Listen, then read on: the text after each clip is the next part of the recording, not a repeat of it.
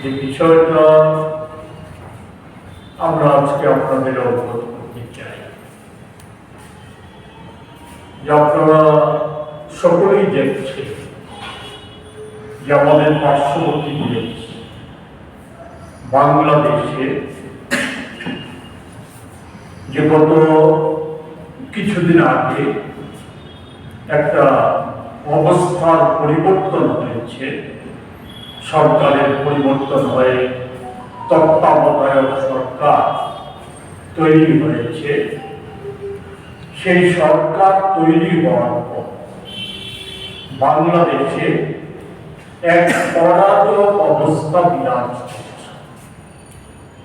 সংখ্যালঘু হিন্দু, খ্রিস্টান, বুদ্ধিস্ট, জৈন সহ অন্যান্য সংখ্যালঘু সম্প্রদায়ের মানুষ তারা নিরাপত্তার অভাব হচ্ছে, আক্রান্ত হচ্ছে, বাড়িঘর ছাড়া হচ্ছে, ছাড়া হচ্ছে, তাদের প্রাণ দিতে হচ্ছে। সেখানে তাদের সম্পত্তি দখল করে নিয়ে যাচ্ছে, ব্যবসা বাণিজ্য আক্রান্ত হচ্ছে, বন্ধ করে দিচ্ছে, মায়েরা আক্রান্ত হচ্ছে, নির্যাতিত হচ্ছে, অপহরণ হচ্ছে, ধর্মীয় স্থানগুলি সেখানে আক্রান্ত হচ্ছে। শুধু হিন্দুদের ধর্মীয় স্থান নয়, আমরা দেখেছি সম্প্রতি সেখানে 13টা গির্জা ধ্বংস করে দেওয়া হয়েছে, বুদ্ধ মন্দিরগুলি সেখানে আক্রান্ত হয়েছে, ক্ষতিগ্রস্ত হয়েছে।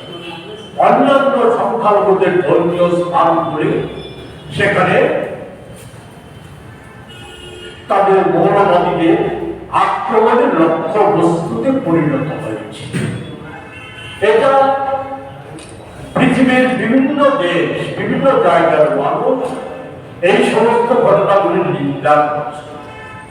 আমাদের দেশে বিশেষ করে আমরা, আমাদের কংগ্রেস দল, আমরা এই জাতীয় ঘটনা তীব্র নিন্দা এবং ধিক্কার জানাচ্ছি।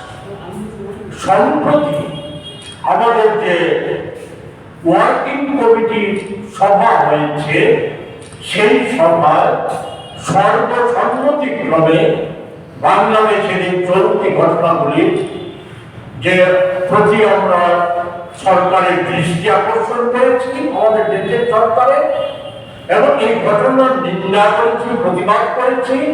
আমাদের দেশের সরকার এবং প্রধানমন্ত্রীকে আমরা যে এই ঘটনাগুলির পরিপ্রেক্ষিতে প্রয়োজনীয় কার্যকরী ব্যবস্থা গ্রহণ করার জন্য আমরা প্রস্তাব গ্রহণ করে সরকারের কাছে পাঠিয়েছি।